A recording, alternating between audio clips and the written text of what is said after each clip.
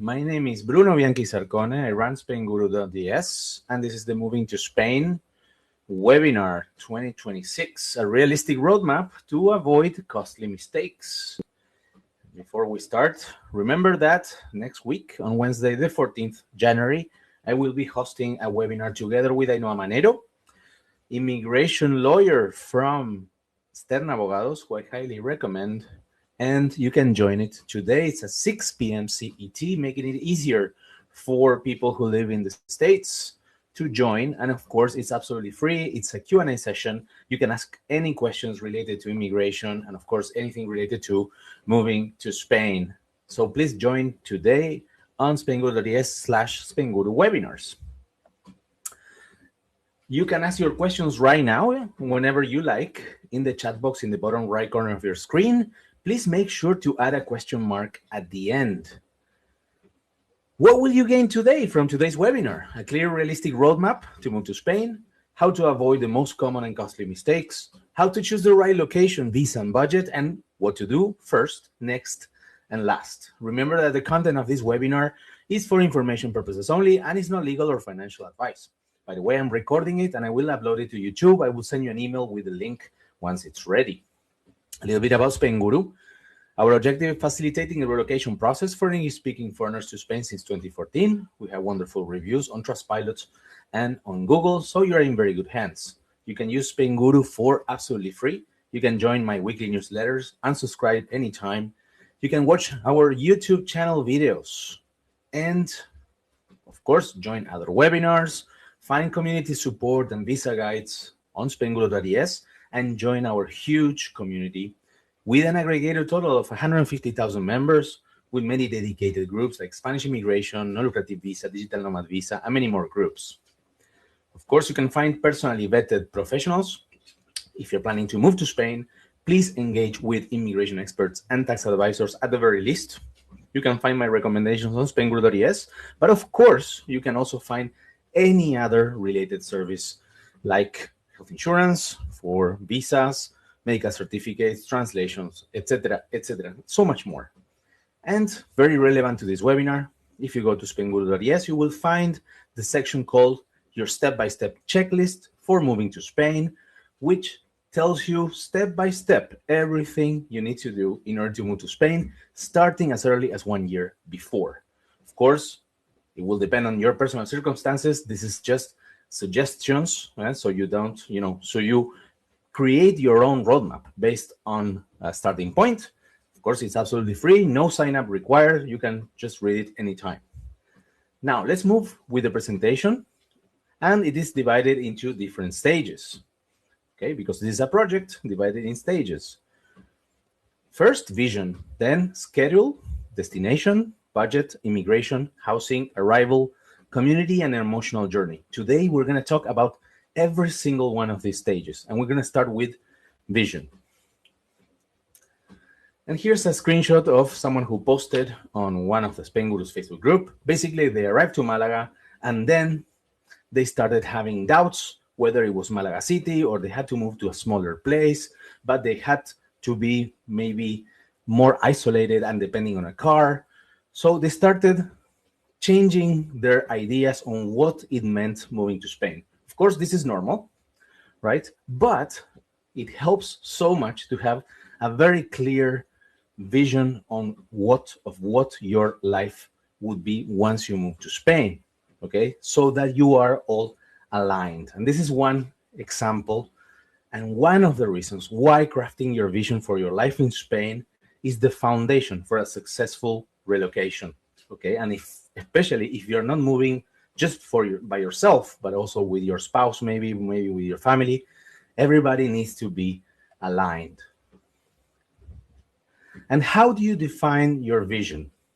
Well, first of all, you define or imagine your ideal day-to-day life, like think about work or work-life balance, social life, leisure activities, where those activities happen. Is it going to be a big city, small city, coastal town, inland? Do you need to be close to hospitals, schools? Maybe those schools need to be international.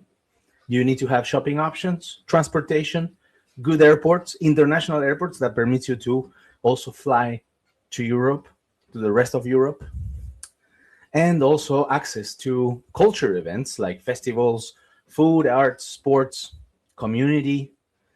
So you have to think about all this, and not only think in the short term, but also what your long-term goals would be.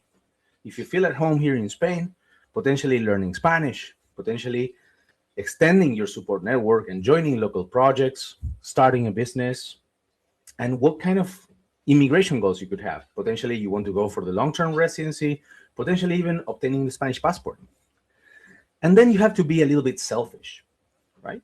You have to think, when you move to Spain, what are the 3 things that you need to have, the 3 non-negotiables? Identify them and write them down. For this exercise, I propose you a worksheet. Step 1, defining your 3 non-negotiables, right? For example, I want to live close to the coast. I want to have a beach near me. Or I want to have access to theaters, okay? And a lot of cultural life, right? This is important that you write it down. Second, start visualizing your perfect day, starting with the morning versus the afternoon versus the evening, and then you zoom out. You go to weekdays versus weekends. You go to different months. Is January going to be different than August? Are you planning to travel back to your home country? Are you planning to go back during Christmas, for example? And then you even go longer term. You think about years. Next year is going to be transition year. The following year, you're going to be established maybe in Spain. How is it going to be? So this is an exercise to put your ideas and dreams into more actionable plan. Then you can be also creative and create a vision board. Yes, well, you draw pictures, where you cut magazines, if you still have magazines in your house, and you make a collage, right? Or write words or quote sentences from books or even book titles, etc., just to support graphically, okay, and even spiritually, your idea of moving to Spain. And then, as we said, everybody needs to be aligned.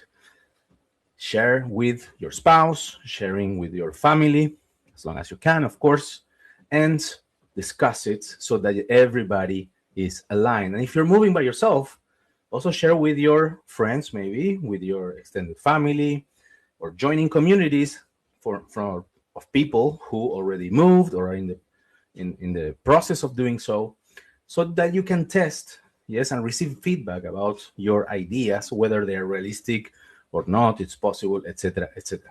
And then number 5, we're going to move from dream to laying down a plan, okay? That then will become an execution, right?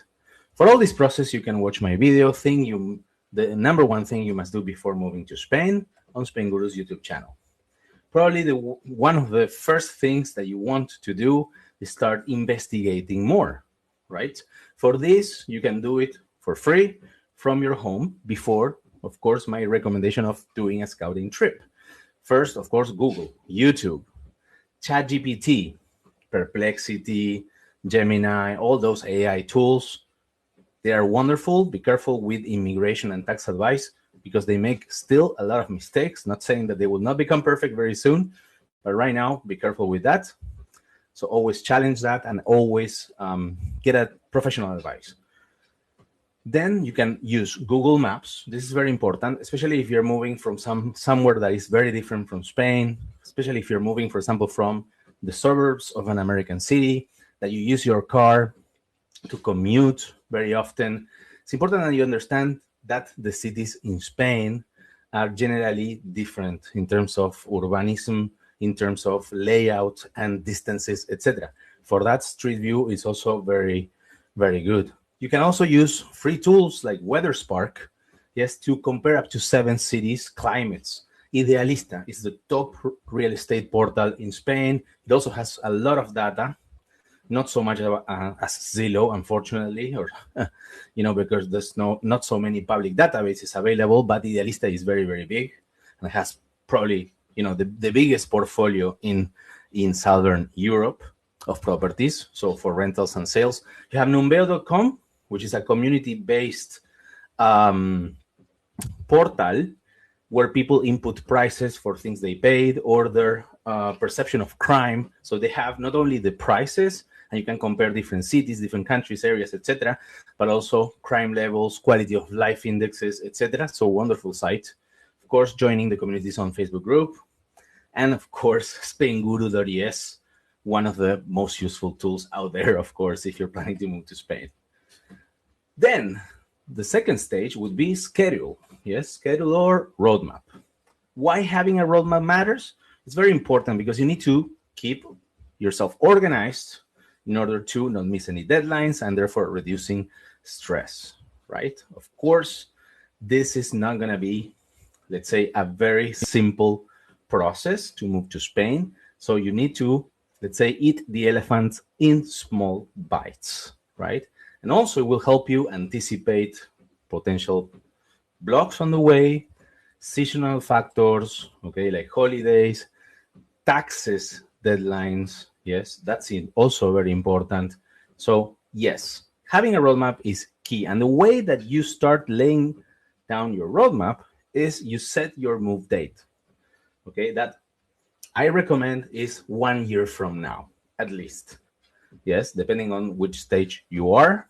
Of course, you can take an airplane tomorrow, and fly to Spain and everything. But if you want to do it in an organized way and depending on the situation, of course, if you're a retired person, you have your assets, you have your taxes, you have your house maybe in your home country, etc. Depending on your situation, the earlier you start, the better it is in that sense, right? And once you set your start, let's say your intended move date in the future, you identify the milestones that you need to accomplish in order to hit that goal, which is moving to Spain. And the milestones will be, for example, immigration, like visa application, housing, finding housing in Spain or selling or rent your home in your home country, job or school transition for your kids, etc., etc. Once you have identified the milestones, you will assign different timeframes for each one of them. Okay, so paperwork, shipping, if you plan to ship containers, travel bookings, etc. All the milestones will have different timeframes, and always understand that you don't control everything and you need to allow delays and, of course, be very patient.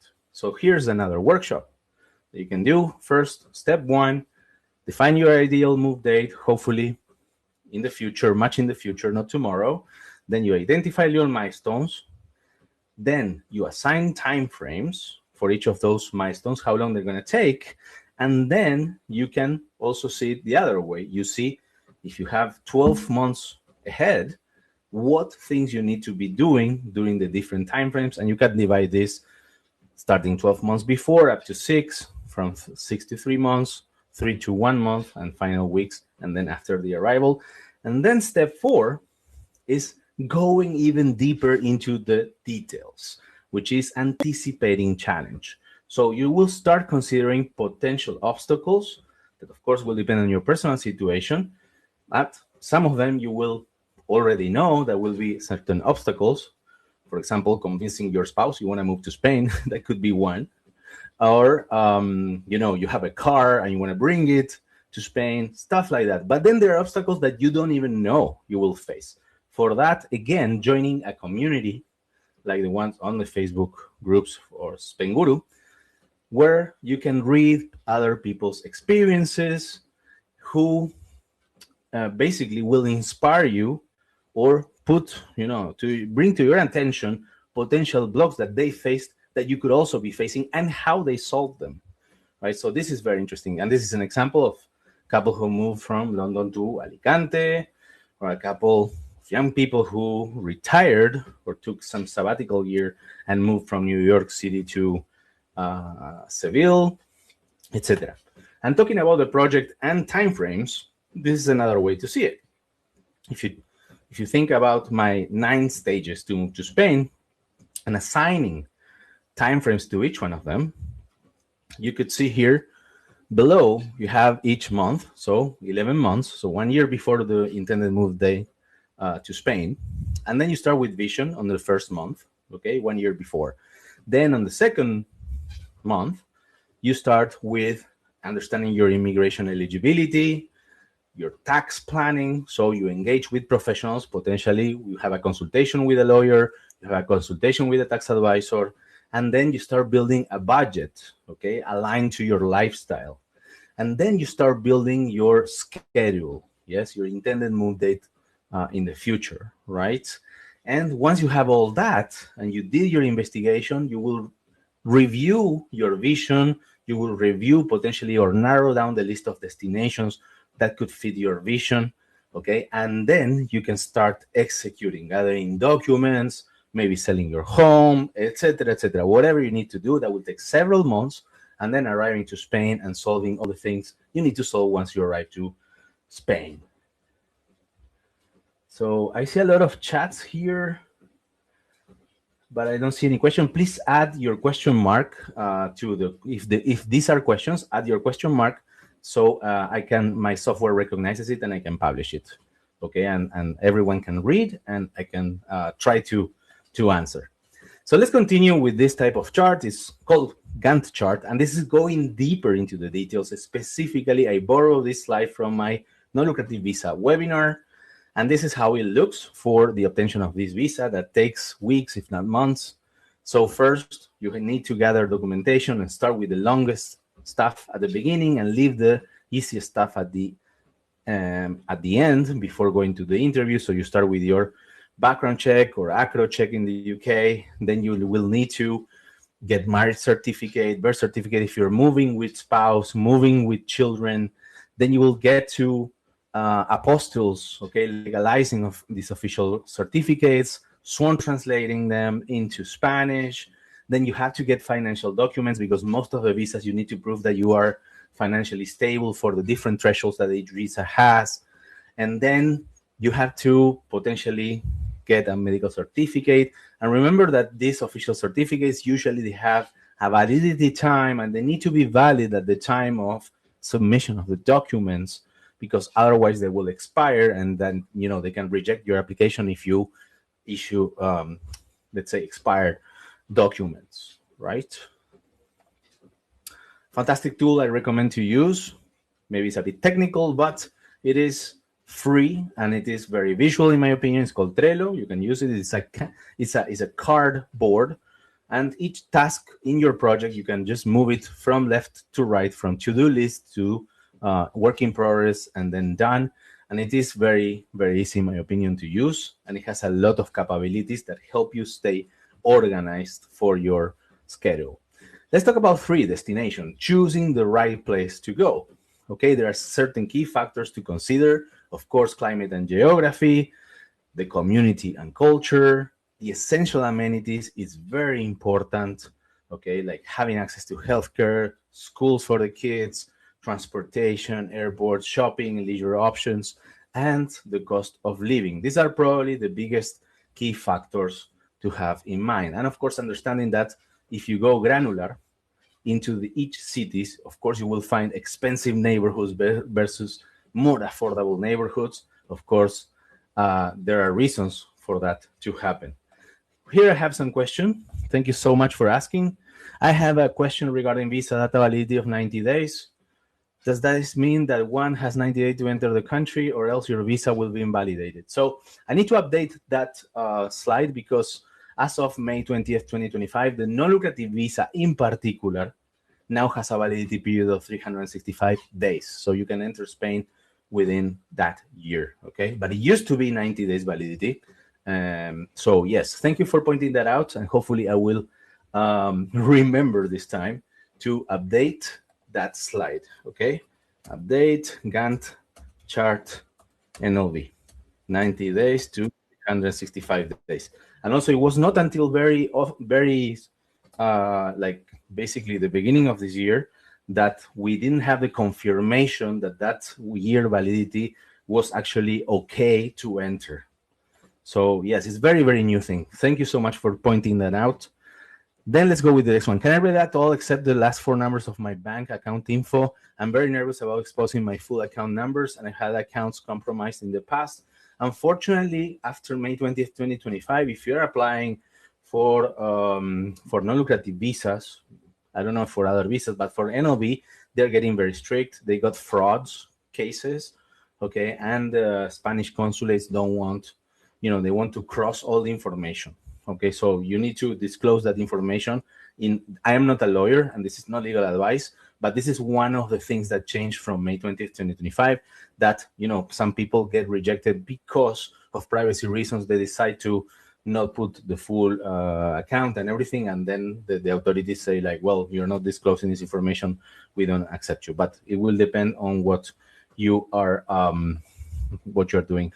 My wife has an Irish passport. We're both retired and this in health. What is the best source of information? Well, if you have an Irish passport or you're spouses of an Irish person, then you have the right to reside in Spain. If you plan to retire here, you need just to prove around 7,200 euros and a private health insurance that you can find on Spainguru.es, and that would be it. It's quite simple. There are a little bit more requirements. Always check the official requirements. You can always send me an email to hello@spainguru.es. But having an Irish passport, one of the spouses, then it's easy. Okay, then it's very, very easy, much easier than the non-lucrative visa. Okay, let's continue with the presentation. Of course, I try to answer very quickly. And of course, none of these questions is easy to answer very, very fast because they all have many, many nuances. So please take everything with a pinch of salt. Deciding where to settle in Spain. We mentioned that the climate was one of the key factors. And basically, you can divide Spain into 3 big climates. The one on the top, the one in the north, the green one is the oceanic climate, cool and rainy. Okay, a lot of rainy days. Then you have south and east. You have the Mediterranean climate. This is where most of the population lives and wants to live. And that's why there's a huge housing crisis, especially in that area. And then you have the central part of Spain, which is the semi-continental climate, which is very cold in the winter, very hot in the summer. And you have the main city of Madrid in there. And I would say that probably Seville is also part of it, and Zaragoza, which is quite... and then what you can do to understand the different types of climates using weatherspark.com is a free tool. You can compare up to 7 cities. For example, a lot of people say like, is Valencia like San Diego in California? Well, not exactly, actually. You can compare exactly what type of climates they have by month, muggy conditions, average temperatures, precipitation, etc. Because, of course, they have many different factors that can have influence in the climate, and you can take a decision based on data. Another factor that a lot of people mention, especially people who prefer flat terrains where they live. This is my case. I have 2 small children, I have to push the stroller, and I just can't live in a place. For example, imagine Lisbon, the capital city of Portugal. It's a wonderful city. I just love it. I'm in love with that city, but I will never live there because it's so hilly that it will be impossible for me. So I just love to visit it, but not living there. So checking the orography of each of the cities is also a key factor. You have a free map called topographic-map.com. For example, this is Barcelona versus Valencia. Valencia is a quite flat city, but you can see that on the west, and the same is the case of Barcelona, you start to get hilly areas, okay? So this is another factor to consider that you can check for free.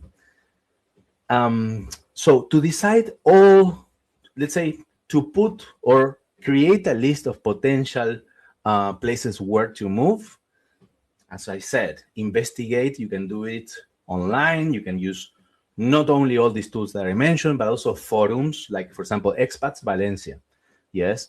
And also join local news, okay? Or, to start hearing about what's going on in the different areas, and start also using the real estate portals like idealista.com, fotocasa.es, to understand also one of the most important parts of the cost of living, which is renting.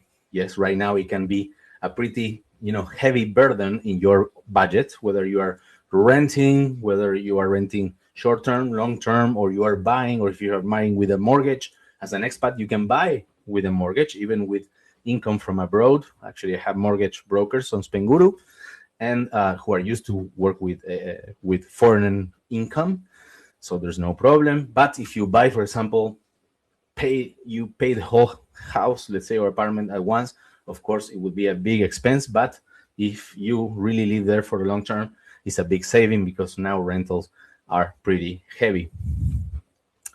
So another tool to compare more general prices, not only real estate, but also other prices like groceries, I don't know, gas, etc. Have numbeo.com, right? As we mentioned before. And with the forums, the Facebook group, you can get first-hand experiences. We can get information and data from people who are living there, so you can check whether you are taking realistic, let's say, assumptions on the place where you're moving. But none of this will ever replace the real experience of doing an exploratory visit, also known as scouting trip. I have an article also based in community feedback, what people recommend to do in a scouting trip and what they missed doing when they came to Spain that they wish they had done before moving in their scouting trip. So if you're interested, I can send you the link. Just send me an email whenever you like to hello@spainguru.es. And of course, during that scouting trip, things you can do is talk to locals, already meet with professionals, maybe meet with realtors, see the different neighborhoods, check the, let's say, the orography or the terrain, etc., etc. All that will never will be the best feedback you can get and will help you again revisit your vision and whether you like the place you selected and narrow down the options and potentially maybe just choose one to concentrate all your time in. Okay, I can also help you, and it is for free, no signing up required. You can go to Spainguru.es and find the top 13 destinations, where 95% of foreigners move in Spain. And the cool thing about these destinations that I created is like all of them are linked to WeatherSpark, Idealista, and Numbeo, who have real-time updates. Okay, so this is one interesting tool that you can use. And this is important. You research first, you visit second, and then you decide. Okay, and you can watch videos where you compare different places in Spain. So there's so much information you can find about that. Now let's move to budget. Of course, money matters. Yes. How do you create your budget? Well, you divide your expenses into two: the one-time costs, one-off costs, and then the recurring or monthly expenses. So the one-time costs, the moving costs, initial setup expenses, shipping, deposits, your visa, etc. And then the monthly expenses, rent, mortgage, healthcare, utilities, etc. Right? So you have to have all that in mind.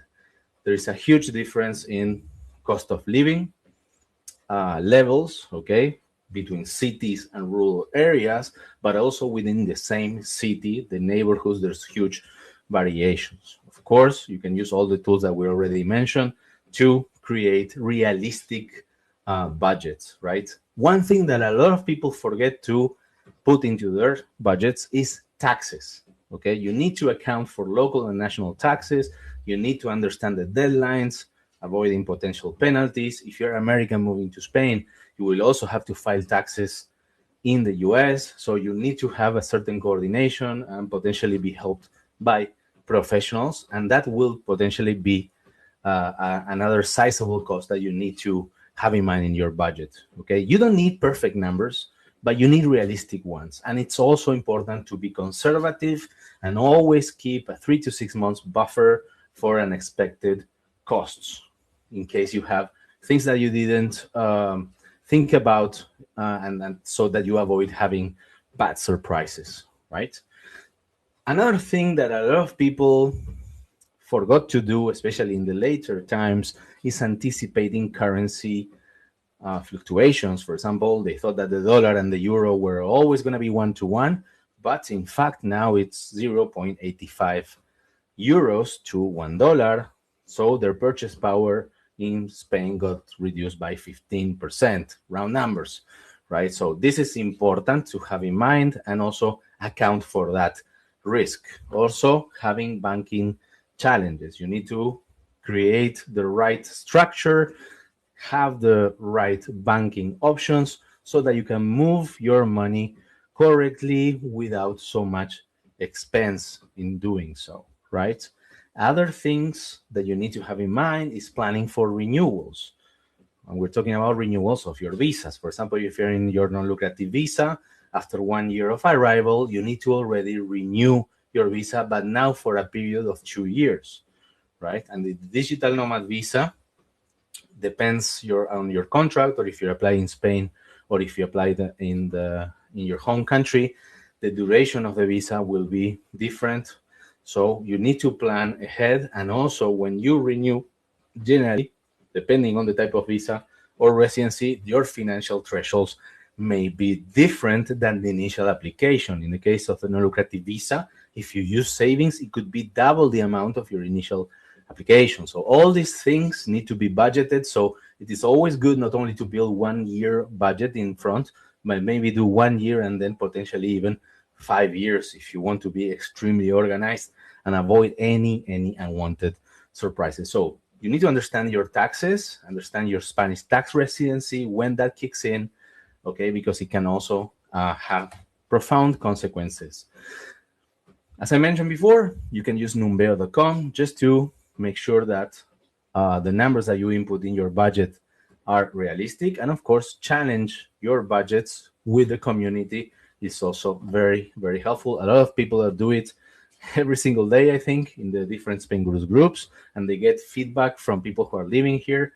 And of course, there's many different lifestyles you can have in Spain. So it's important that you are writing the right numbers lined up to your lifestyle. So it will have a strong impact, whether you live in an expensive neighborhood or not, if you go dining out very often or not, if you have to go back to your home country several times a year, etc., etc. Okay, so that's very, very important. You can find a budget tool, a free budget tool, if you go to the Move to Spain checklist on spainguru.es. One of the steps is creating a budget. You can watch that video. It's a 20-minute video that goes more in depth into this. And then you can download a free Google Sheet with a lot of things that you need to have in mind so that you get inspired.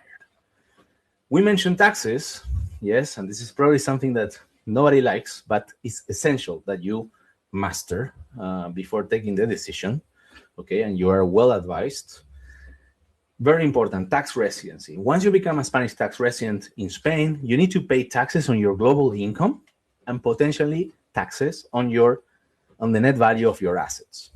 When you become Spanish tax resident, when any of these three conditions apply, spend 183 days or more physically in Spain in a calendar year from January 1st to December 31st, those days don't need to be consecutive, and it doesn't matter your immigration status. Just physical presence count. Second, if your main economic center is in Spain or your main income is from Spain. And third, if your family lives in Spain, okay? So it's not a black and white thing, and sometimes the Spanish tax authorities could deem you to be a Spanish tax resident when these conditions are a bit blurry, right? So for that also, you can refer to double taxation agreements between Spain and your home country. Spain has more than 90 double taxation agreements, USA, UK, Canada, Australia, etc., with tiebreaker rules that will help tax advisors understand very well your situation, okay? Taxes you need to know: income tax, of course, with progressive tax rates from 19% to 47% due on June 30th. Regional wealth tax, so depending where you move in Spain, you have higher or lower thresholds for this tax based on the net value of your assets.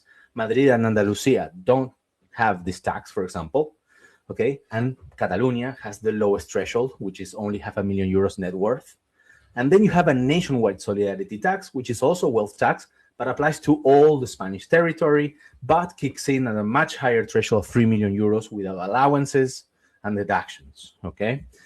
Then you have the Modelo 720, which is an informative form that you have to file once you become a Spanish tax resident by March 31st. If any of the assets categories goes from over €50,000. For example, the category of bank accounts, if you have two bank accounts with €25,000 in each, you need to declare both banks' accounts existence and how much money you have in them, because the total amount is €50,000 for the category of bank accounts, right? Then you have capital gains tax, yes, and this is especially important if you plan to sell your home in your home country and you're a Spanish tax resident in the same calendar year in which you sell your home, that could potentially trigger the taxable event, and you would need to pay, for example, between 19% and 30% of the proceeds. Okay, so this is important to avoid if you can. Then you have the regional inheritance and gift tax, transfer tax when you buy secondhand property in Spain, the VAT when you buy newly built property, the property tax or EV, etc., right? Also, there's something called the special regime Beckham law that offers a 24% flat rate tax on your employment income globally, okay? But then you don't have to pay taxes on many other things.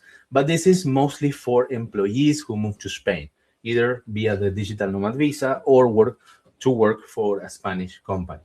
Generally, if you're outside of this category, you would be very, very generally not eligible. Okay, so this is important to understand that this scares a lot of people. There's a lot of, let's say, people think a lot of things that are, in fact, not correct. For example, if I make 100,000 taxable income, I have to pay 45,000 euros of income tax. This is not true. When you understand how the progressive tax bracket, you understand that it goes down to 36%, and so many, many things that people mistakenly think. Of course, taxes in Spain are high, but sometimes they're not as high as people think they are. So this scares people, but it's manageable with the right advice. And if you want to know more about this, you can join my free webinar about Spanish taxes. I had one yesterday. I had the recording on Spainguru's YouTube channel. This is the last video that I uploaded. So you can watch it, and in 1 hour, you can know the Spanish taxes 101. Now, let's go with the fifth stage. Oh, I see a question here, but I cannot publish it for some reason. Questions, let me see. I cannot publish it, but I can read it. NLV. I have passive income from a rental property that is essential month-to-month agreement, as opposed to 1-year lease. Is this adequate for income stability, or will I need another source, e.g. savings? So one of the things that rental income in general is considered to be an unsafe source of passive income for the application of the non-lucrative visa. Okay, and this is one of the questions that Ainhoa Manero from Sterna Abogados answered in a very recent video that I recorded with her. Okay, that I will write the link right now. I'm searching as I speak on the chat, and this is the top most asked questions about the non-lucrative visa in 2025. And one of the questions is, how about rental income? Okay, and she answers that on the video. You have the chapters in the description if you want to jump directly to the question. So yes, highly recommend you watching that video and also the recording of my in-depth non-lucrative visa webinar. Okay, all right, let's talk about immigration, right? And eligibility for the visas. Some people say that this should be the first step, right? Even before the vision. Like, why dreaming about living in Spain if you're not eligible for a single visa? And that's a valid point. Okay, so this list, of course, is not chronologically ordered. More or less it is, but you can start with this first of all, of course, right? And understand potentially if you are eligible for the non-lucrative visa, which is for those who have the financial means to live without working in Spain, the digital nomad visa for remote workers earning outside of Spain. You can have the ordinary work or entrepreneur visa for those who have an job offer from a Spanish company, or they want to start a business in Spain. They have a business plan, it is approved, and you can move to Spain as a business starter or entrepreneur. You can also move to Spain as a student, but be careful because the student visa doesn't grant you residency. It is a permiso de estancia and doesn't count towards the Spanish citizenship residency period, okay, and only counts by half for the long-term residency. There was the golden visa, which is investing generally in real estate, but this ended in April 3rd, 2025, so no longer a possibility. right? So remember that each visa has very specific requirements. The processing times vary a lot. Some visas you can apply from within Spain. Other visas, you cannot do it, like non-lucrative visa, okay? And missing requirements can lead to visa rejection. A lot of people think that they have the right to get their visa if they submit all the papers, but no, they need to go through a process and they need to be accepted and visa granted. So this is important. Also, remember that each visa will also require official documentation. You need to have everything updated, everything valid, okay? And you need to prove funding, okay, for most of the visas. And you need to obtain official certificates that need to be legalized via apostille. They need to be sworn translated. And of course, all this has a cost. You have my recommended services on Spainguru.es, which are very, very competitive, and they're used to every single kind of visa paperwork. And also remember that the documents need to be valid at the time of submission, depending on the visa, depending on the document, and depending on the different factors. You need to be very organized. If you want to know more about the non-lucrative visa and the digital nomad visa, I have dedicated webinars for that, and I upload all the recordings to Spainguru's YouTube channel. Now let's go to the stage housing. Housing is extremely important, especially lately. There's a housing crisis in Spain, but the housing crisis, of course, happens where everyone wants to live. 95% of the population lives on the Mediterranean coast, okay? And only 5% of the population, let's say, round numbers, obviously, live in Madrid and the north of Spain. So, of course, if you are outside of any of those areas, you will not have a housing crisis. But probably you don't want to live in the middle of nowhere, as some people say. Now, what I recommend you is that you take your time, even if it seems to be a bit more expensive at the beginning or more complicated, to start renting short term. Then you start renting long term, and then if you want, you buy a property in Spain. But now with knowledge, with knowing that your vision is aligned to what you're seeing, understanding whether the neighborhood is great, if you don't find any red flags, if you think that you can have a great life in Spain. But once you have done and gone through all those steps, so it will offer you flexibility to take long-term decisions, okay? And it will help you if you, for example, made a mistake and you decided that that city is not your cup of tea, then you can move away to another city, etc., etc. So really, renting is more flexible. And of course, as I mentioned before, depending on the area, it will be more or less difficult. You can see there in the maps, the darker places are more expensive. You can see that if you go, for example, inside the city, of course, the differences in the neighborhoods also exist. And not only that, but also the progression of the increase of prices in the different years also is a factor to have in mind. There you can see the top 6 most expensive cities for renting, Barcelona, Madrid, Baleares, etc. But also you can see that there's been a 14% year-on-year increase in the euro per square meter rentals. So big price increases. But for example, in Bilbao, it was only 9% only, okay? And for example, cities like Seville, I was in Seville like 2 weeks ago. It's a fantastic city, and it's not even in this list, okay? So really, it's something to have in mind. Also, it's important to understand the seasonality, because in the Mediterranean coast, high season is during the summer times, July, August. It's very hard to find housing because everything is rented out. But in Madrid, for example, July and August are low season, because this is when the Madrileños go back to their hometowns, the students go back to their towns, or they go on holiday, so the city is empty, if you will, right? So you need to understand the seasonality. Also important, sometimes for people moving to Spain, the real estate market can feel like the Wild West, and in a way it is.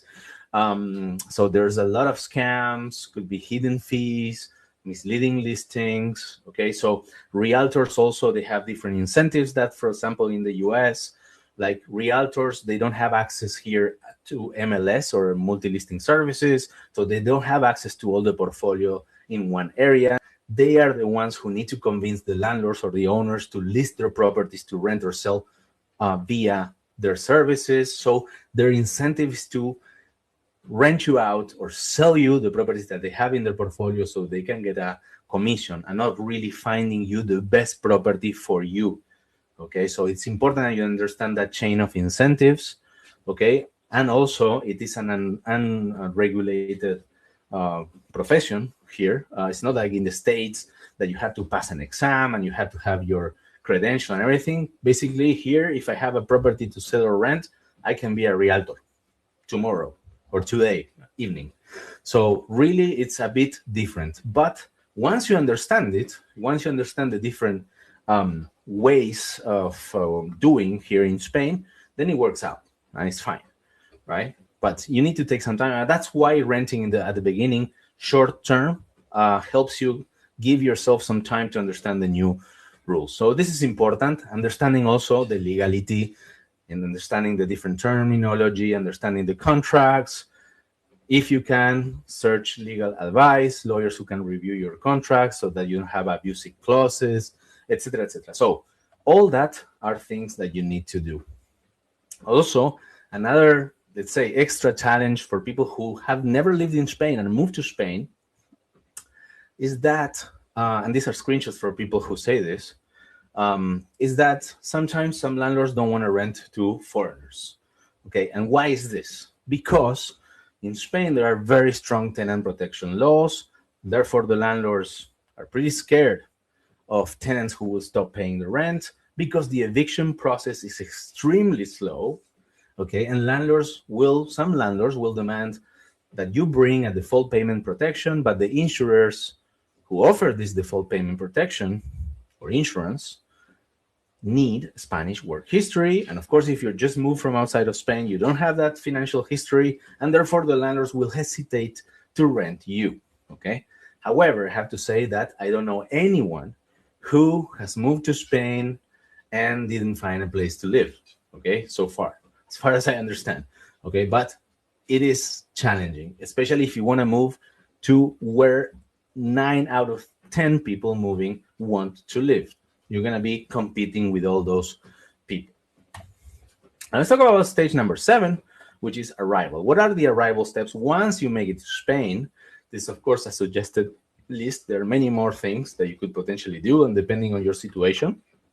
What some common things? Number 1, normally, if you arrive with a visa to Spain, you need to have proof that you enter Spain on a certain date, because then when you go to get your residency card, the police needs to see when you have entered Spain. So if you enter Spain from outside of Schengen, which is a group of 29 European countries, which is internally borderless, but has immigration control outside, okay, of this group of countries. If you fly, for example, from New York directly to Madrid, yes, in Madrid, you will have an immigration control.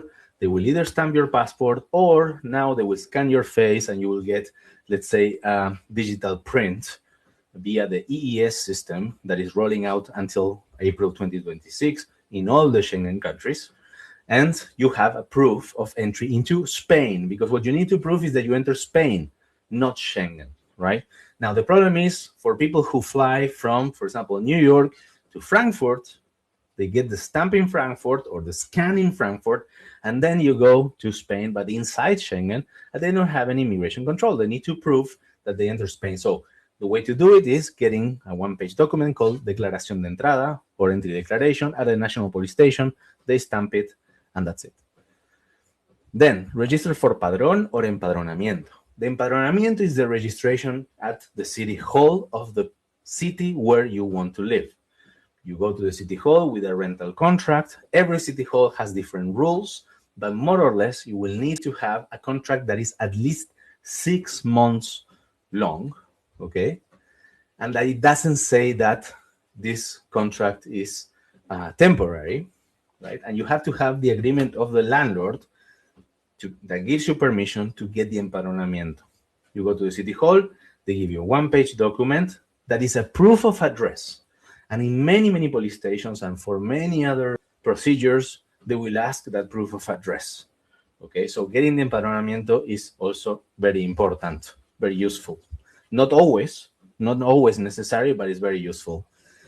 Another suggestion is to open a non-resident bank account with a bank in Spain, okay? Until you get your residency card, the banks will see you as a non-resident. And many banks, brick and mortar banks, they open non-resident bank accounts just with your passport, and that's it, okay? People report different experiences, but generally this is an option, okay? And also very important, but not after the arrival, if you can open, let's say, digital banking, like for example, Revolut, N26, Wise accounts, you can already have a way to move money from pounds or dollars or Canadian dollars into euros easily to this non-resident bank account and make your payments of your rent, of your utilities, etc., etc. Another suggestion is getting a Spanish SIM card. Depending on the phone you have, it's a physical SIM card or an eSIM, okay, electronic SIM, especially if you have, like, if you come from the States, many phones don't accept physical SIM cards. So you need to understand which service can provide you with a solution. But the solution would be that you keep your home country phone together with a Spanish phone, because you need to be able to receive 2FA codes, like verification codes from your bank in your home country, or if you log in your computer and you need to receive an SMS, you still need to have control on that. Okay, so there are ways to do it, like Google Voice porting from the States or Trello, etc., and obtaining a SIM card with a Spanish phone number, because authorities, they also want to send you to a Spanish phone their SMS and 2FAs. So you need to have that, right? So I have articles on that, and you can also ask the community. Then again, you will have to obtain your residency card, which is called the TIE card, different from the NIE. NIE is just a number, a foreigner number, that usually gets assigned when you get your visa automatically. But that's just the number. The TIE card is the physical plastic card. And in order to get it, you can only get it from Spain. You need to get a fingerprint appointment at the national police station. They take your fingerprints. They see your entry in Spain date. They see your passport, your visa, etc. And then after 3 weeks, they issue a plastic card with your face and your residency status. That's the TA card. You need to get it. You have 30 days officially after you enter Spain via non-lucrative visa. With the digital nomad visa, it's a bit different. But basically, that's you should have in mind. And a bonus suggestion is, as soon as you have your residency card, get a digital certificate, which is a software in your computer to sign official procedures from the comfort of your home without having to ask for an appointment at the office or whatever, or get a clave. Clave is something that you can just, you receive an official SMS, you put the code, and then you can use the clave to identify yourself. So clave is a little bit, it's easier to use and easier to install. You don't need to install it, in fact, but it will not sign every single procedure. For example, digital certificate is needed for the renewal of the visas, or to apply, for example, for the digital nomad visa from Spain. Another bonus one is the driver's license, okay? And this is, of course, something probably to start before moving to Spain, but it is actually required to have an international driver's license for the first 6 months that you drive in Spain with your home country driver's license. And then you have to have either a Spanish driver's license. And how you get the Spanish driver license, depending if your home country or the country that issued your driver license has an agreement with Spain in order to exchange it, such as the case of the UK, for example. But for example, Canada, Australia, or the USA don't have an agreement with Spain, and you would have to go through the process of obtaining the driver's license. Actually, my wife, who is from Ohio, and she's been here 15 years. She just passed it. She'd never had the driver's license here in Spain from Spain, but of course she's a driver in the US, and she passed it at the first one. And I have an interview with her like from the beginning of December that you can watch if you're interested in that subject. Yes, and these are some of the most famous banks that you can use to opening your non-resident bank account. Then you can convert it into a resident bank account, which will be cheaper. and once you get your TIE card. So I mentioned that there are some neobanks or digital banks, okay, or sort of financial platforms that can help you move your money easily and cheaply. One of them is Wise. You can go to spainguru.es/financial services and you can open a Wise account, okay, and that will help you opening different accounts within Wise itself in dollars, in pounds, in euros, etc. This is my own Wise account. As you can see here, I have US dollars, and each of these, they have actually specific details. For example, the USD one is Community Federal Savings Bank. So my customers from the US, they can send me dollars without incurring costs. I have my pounds account here, with an address in the UK. The one in euros is a Belgian IBAN in euros. Okay, so you can open this for free, and then you pay fees if you do currency conversions, which are very, very affordable. So a lot of people use Wise. This is not the only one. You can also use N26, etc. So it's not very, very clear how, if you can open this account before moving. I just recently interviewed a couple who moved to Malaga, that they said they had the Revolut account before coming to Spain, but all this changes all the time. So it's better to just have this in mind and see if you can arrange it before moving. Someone says, you can open a bank account online before moving to Spain through Banco Santander. Perfect. I use both Wise and Spartan FX to transfer USD to my Portuguese bank account. Right? I also recommend Currency Direct, which is the same company as Spartan FX. You can go on Spainguru.es and get referral codes with discounts for the first transfer, right? And this is a slide that talks about more in detail about how to obtain the different SIM cards. Now let's move to community, right? Because we're talking about all the ugly bureaucratic stuff, but why do you move to Spain? And one of the reasons probably is because this is a fantastic country to move to, in my opinion, the best country ever. And especially to build connections. It's easy to meet people. It's easy to find things to do. A lot of people want to live life here, and things happen outside of your house. So there's a lot of community going on. So this is great. And it's also something that I recommend, building connections via joining expat groups, local clubs, language exchanges to meet people and practice Spanish. A lot of people want to learn English. So they're going to be so happy to meet you and practice their English, and also meeting you as a person. People are very friendly.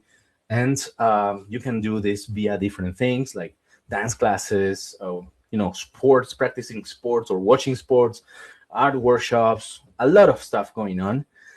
You could also potentially volunteer. If you're under a non-lucrative visa, you cannot get paid, but you can definitely volunteer, attend festivals. You can travel Spain 365 days of the year and be in a different festival in a different town of Spain. Okay, and the year will end and you still will have festivals to see. So it's crazy, crazy, crazy, and fantastic also. But one thing that we cannot leave on the side, in my opinion, is learning Spanish. I'm a language lover. I speak 5 languages, used to speak 6, and I understand the effort that it involves, especially the more time it passes, the harder it becomes to me, and I understand it's a tremendous effort. And one of the things I like about Spain and Spanish people is that they're not very pushy about foreigners not speaking the language.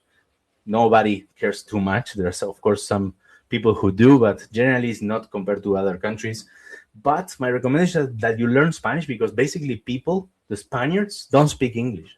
This is something from the newer generations, but all my friends who are in the 30s, 40s, 50s, nobody speaks English. This is crazy.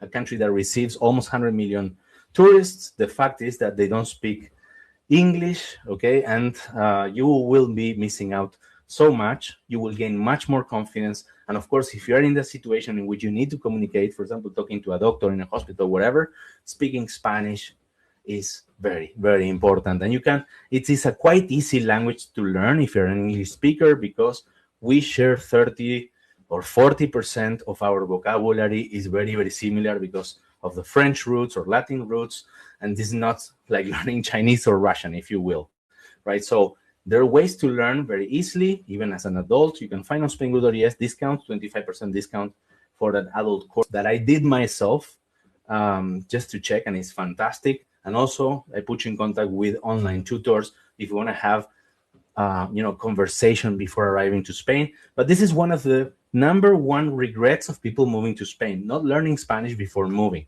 leaving that at the end or even after they moved, and then having to catch with that. So really, really important, in my opinion. And then last but not least, the emotional journey. If you move to Spain, and you will have feelings about it. There are different phases that people report. First is honeymoon, where everything is excitement and adventure, but then you will face the reality check. Of course, the country isn't perfect. The bureaucracy is very slow and brutal, and there are some cultural barriers, and you will have doubts. For that, having a very strong vision, that a worked vision, is very important. Okay, you can see a lot of people there reporting, like, oh, I had to come back to my country. This is not my. After 1 year, I had to go back, etc. But you can see, if you read in between the lines of those people ranting about their decision to move to Spain, it's because they didn't investigate well. They didn't do scouting trips. They just landed in a place that they didn't know. They don't speak the language. They didn't do any effort to mix with the culture, etc., etc. So if you do all this, if you do all the investigation, let's say the work that you need to do, yes, the homework, then you should not, let's say, be disappointed with your decisions. And hopefully you will get into phase #3, which is acceptance, in which you start to feel at home and embrace the new lifestyle, right? That hopefully will be aligned to your worked vision, stage #1. So very important, be patient. Let yourself some time to adjust. 6 to 12 months is what the community reports that it takes to adjust to your new life. And have also some videos where I basically condense what foreigners who move to Spain say and all the different periods that they pass in their move to Spain. And if there are certain tips that I can give you, is try to be flexible. Remember, bureaucracy is very slow, so you need to be very patient if you can afford it, which is quite affordable in general, I would say. Get legal help, get tax advice, yes, so that everything is aligned, especially to lay out a strategy that will help you to stay in Spain for the long term without making mistakes. Okay, and that you know that you are exactly doing what you want. Okay, learn Spanish, keep an open mind, embrace the cultural differences, build a support network, connect with people, and prepare, investigate, and enjoy everything that this beautiful country has to offer. Remember that Spainguru is free, absolutely, and if you engage with my recommended experts, know that you are in very, very good hands. You can see the reviews online, and I have personally vetted every single one of my partners. So you are in very, very good hands for anything that you choose from there, if you happen to choose it. Otherwise, you can use all the knowledge on Spainguru.es for free, and you can always send me an email to hello@spainguru.es. I always answer my emails, okay, with information. At least I point you in the right direction. I give you tools. I guide you for whatever you need. Remember that the content of this webinar is for information purposes only and is not legal advice. And, well, you have been asking questions all along the webinar. And if you want to ask any question before we go, of course, I'm more than ready to answer. If you need to go now, please leave a review on Trustpilot. If you think that the information that I shared with you today was useful, if you want to help me and help others find this content, please leave a review on Trustpilot. There's a button there on the right top.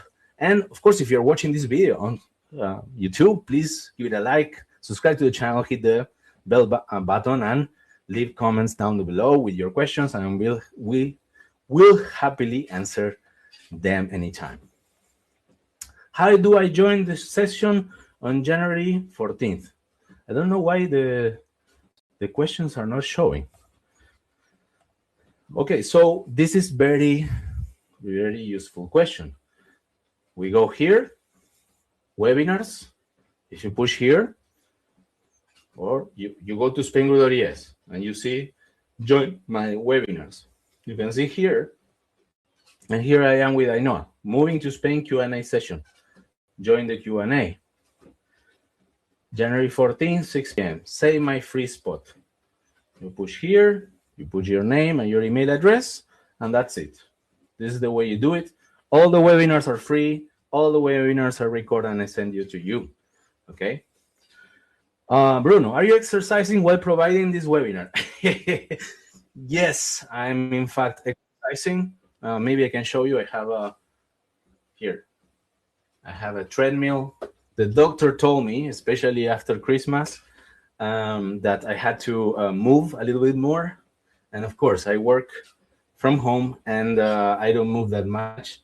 So I found that this would be a great solution for walking a little bit. So yeah, I'm moving, I'm exercising, and it is a bit of a challenge sometimes to speak at the same time as moving, but I think it's very, very good if you work, online and in front of the computer.